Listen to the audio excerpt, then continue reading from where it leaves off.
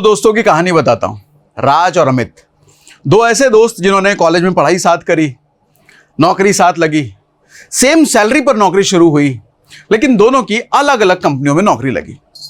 अब ऐसे में जब दोनों के दोस्तों की अलग अलग कंपनियों में नौकरी लगी तो दोनों अपनी जिंदगी में व्यस्त हो जाते हैं, बातचीत भी कम हो जाती है, जिंदगी की भागदौड़ में इतने खो जाते हैं कि कोई दोस्त था भैया साथ में, वो भी थोड़ा कम हो जाती है यादें। ऐसे में 6 साल बाद इन दोनों की मुलाकात होती है और 6 साल बाद दोनों की जब स्टार्टिंग सैलरी थी, वो स्टार्टिंग सैलरी थी 20,000 रुपए। 6 साल बाद जब दोनों की मुलाकात होती है तो पता चलता है कि राज की सैलरी 20,000 से बढ़ के 40,000 रुपए हुई है, लेकिन अमित की सैलरी 20,000 से लेकर के 1,00,000 रुपए हो चुकी है। प्लस अमित के पास इतने सोर्स ऑफ इनकम बन चुके हैं जो सैलरी ना भी रहे तो भी उसको कोई फर्क नहीं पड़ता। ऐसे कैसे केयर कर लिया अमित ने, आज हम ये समझने वाले हैं।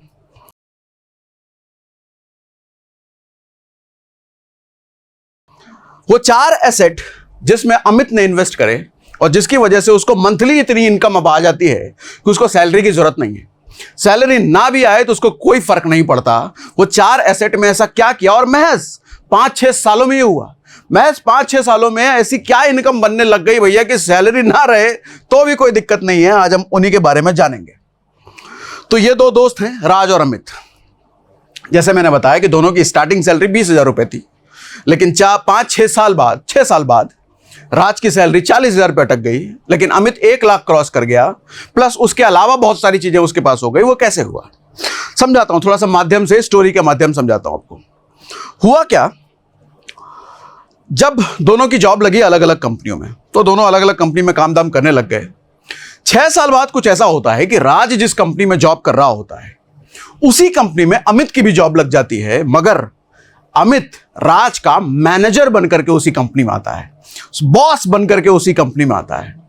अब ऐसे में सोच के देखिए कि अगर आपका दोस्त आपका ही बॉस बन के आपकी कंपनी में आए तो खुशी होगी या बुरा लगेगा। 3 इडियट का वो डायलॉग याद है ना कि दोस्त जब फेल हो जाए तो दुख होता है, लेकिन दोस्त जब टॉप कर जाए तो ज्यादा दुख होता है। तो राज की भी हालत कुछ ऐसी ही थी। खैर, अब एज अ मैनेजर उस कंपनी में आया तो वेलकम किया, साथ काम दाम करना शुरू हो गए। लेकिन अमित एक चीज नोटिस कर रहा था कि राज हमेशा परेशान रहता है, हमेशा टेंशन में रहता है, हमेशा दुखी रहता है, हमेशा सर पकड़ के बैठा रहता है राज, और अमित हमेशा खुशहाल रहता है, हमेशा मुस्कुराता रहता है, हमेशा टेंशन फ्री रहता है। तो अमित ने राज को एक दिन अपने कैबिन में बुलाया और पूछा कि भाई राज, काहे इतना परेशान रहते हो भैया, तुम काहे को इतना टेंशन में रहते हो।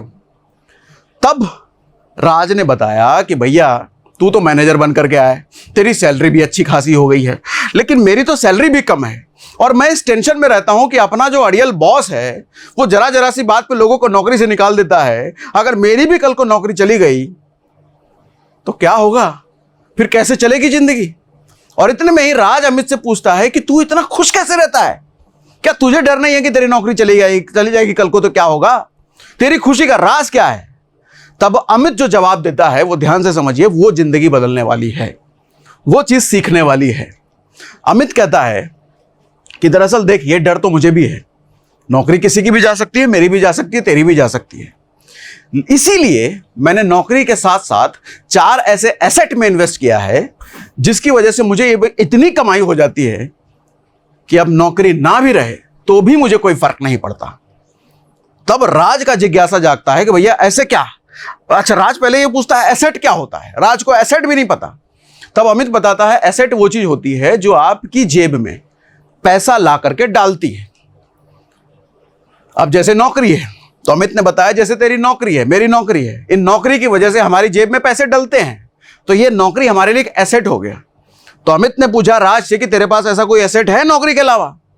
तब राज को याद आया मेरा बैंक अकाउंट भी तो है जो कि हर साल मुझे 4% इंटरेस्ट देता है, वो मेरा एसेट है, वो मुझे कमा के देता है।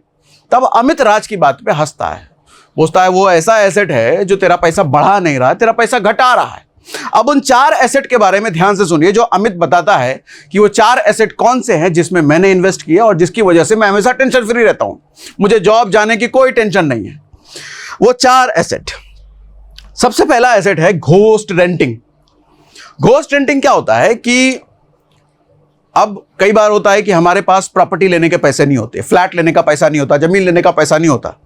ऐसे में हम कुछ 2 4 5 10 लोग मिल करके वो जॉइंट रूप में वो प्रॉपर्टी खरीदते हैं और उस प्रॉपर्टी को रेंट पे लगाते हैं, और जो रेंट जनरेट होता है वो चारों पांचों दोस्त आपस में बांट लेते हैं। तो अमित ने वही किया। अमित ने बताया कि लगभग 6 साल पहले हम 5 दोस्तों ने मिलकर के एक प्रॉपर्टी खरीदी, एक सस्ती सुविस्ती से जमीन खरीदी और उसमें 5 मंजिला इमारत, मतलब 5 फ्लैट बना दिए, 5 फ्लोर बना दिए, और उस 5 फ्लोर को हमने रेंट पे लगा दिया। और उससे जो रेंट आ रहा है वो लगभग पर फ्लैट, हर फ्लोर अपने को 13,000 रुपये देता है। तो 13,000 रुपये मुझे भी मिलते हैं, 13,000 रुपये बाकी मेरे 4 दोस्तों को भी मिलते हैं। तो 13,000 रुपये रेंटल मुझे आ जाता है। और मेरे पास उस वक्त, अमित ने बताया, देख ज़्यादा पैसे तो थे नहीं मेरे पास, मेरे पास किसी तरीके से जमा किए हुए 10 लाख रुपए थे। जो 10 लाख रुपए में कोई प्रॉपर्टी नहीं आती ये मुझे भी पता था, इसलिए हम 5 दोस्तों ने इकट्ठा किया 10 लाख रुपए, और 50 लाख रुपए में एक सस्ती सुविस्ती जमीन ले ली, उस पर 5 मंजिल का फ्लैट बना दिया और उन फ्लैट को रेंट पे लगा दिया, जिसकी वजह से 13,000 रुपये सबको मिल जाते हैं एक एक फ्लैट का। अब जरा इस कैलकुलेशन गणित को समझिएगा। 10 लाख रुपए सिर्फ अमित के पास थे, 5 दोस्त आए, 50 लाख की प्रॉपर्टी ली, 5 फ्लैट हो गए, 13,000 रुपए रेंट हर फ्लैट से आ रहे हैं। 6 साल बाद अमित ने बताया कि मैं 9,36,000 रुपए रिकवर कर चुका हूं। लगाया कितना था? 10 लाख रुपए, 9,36,000 वापस आ चुके हैं 6 साल में। यानी कि कुछ ही टाइम बाद उसका 10 लाख पूरा रिकवर हो जाएगा, और अब जो रेंटल आएगा वो टोटल प्रॉफिट ही प्रॉफिट। और अब तो प्रॉपर्टी की कॉस्ट भी एप्रिशिएट हो चुकी है, अब तो रेंटल भी बढ़ चुका है। अब 13,000 नहीं या 15,000 रुपए रेंट आने वाला है। प्रॉपर्टी की कॉस्ट भी बढ़ चुकी है, वो 50 लाख की प्रॉपर्टी नहीं रही, अब वो 1 करोड़ की प्रॉपर्टी हो चुकी है ना मजेदार। तो ये घोस्ट रेंटिंग पहला तरीका बताया अमित ने राज को। अब घोस्ट रेंटिंग का, अब जैसे राज ने थोड़ी देर पहले बोला कि उसने अपना पैसा बैंक में रखता है, तो अमित ने राज को समझाया कि अगर मैं अपना 10 लाख रुपए बैंक में रखा होता, मैंने ये तरीका नहीं अपनाया होता, तो बैंक तेरे हिसाब से 4% अगर देता है, हालांकि 4 भी नहीं देता, 3, 3.5, कई तो 2.5 भी देते हैं, 4% मान लो, 10 लाख रुपए अगर 4% के हिसाब से 6 साल तक मैं बैंक में रखता, तो भैया टोटल 10 लाख मेरा लगभग 12.5 लाख बन चुका होता। यानी कि लगभग 2.5 लाख रुपए कमाई होती। कितना? 6 साल में सिर्फ 2.5 लाख रुपए कमाई होती है उस 10 लाख की वजह से, अगर बैंक में रखते। लेकिन चूंकि घोस्ट रेंटिंग करी तो सर 9.5 लाख रुपए कमाई हो गई, जो कि अब और बढ़ने वाली है, जिसकी बढ़ने की स्पीड तेज हो जाएगी।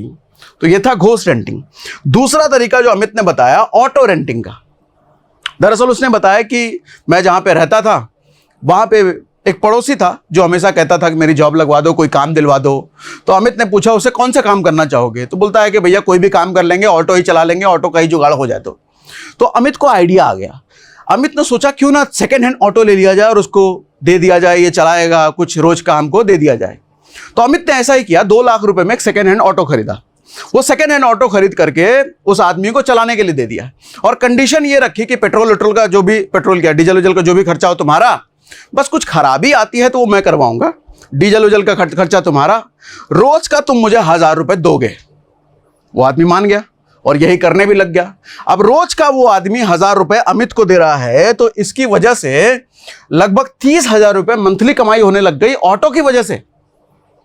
30,000 रुपए मंथली, यानी कि सालाना हो गया लगभग 3,60,000 रुपए अमित की कमाई ऑटो रेंट करने से। हाँ, इसमें मान लो कि लगभग 60,000 रुपए एनुअल रिपेयरिंग का कुछ खराब वराब हो गया तो वो खर्चा हो गया, लेकिन वो 60,000 रुपए काट के भी लगभग 3 लाख रुपए नेट इनकम हो गई अमित की। सैलरी कितनी थी? 1 लाख रुपए महीने की।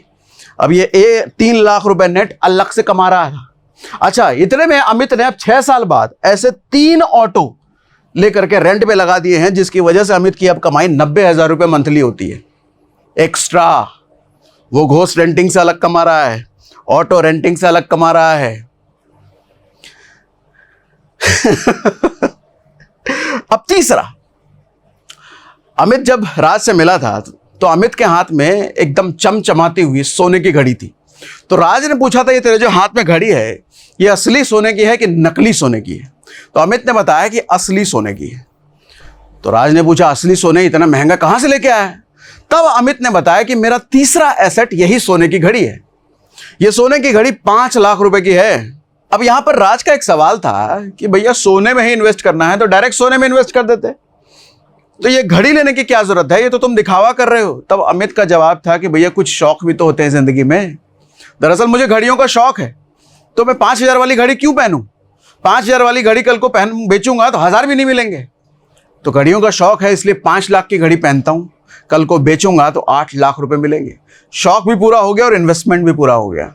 अब अगर मैं 10% भी मानूं 5 लाख की घड़ी है, तो सर 5 लाख की घड़ी 10% के हिसाब से 5 साल बाद भी अगर वो बेचता है उस घड़ी को, तो सर 3 लाख रुपए के आसपास एक्स्ट्रा उसकी कमाई हो गई उस घड़ी की वजह से।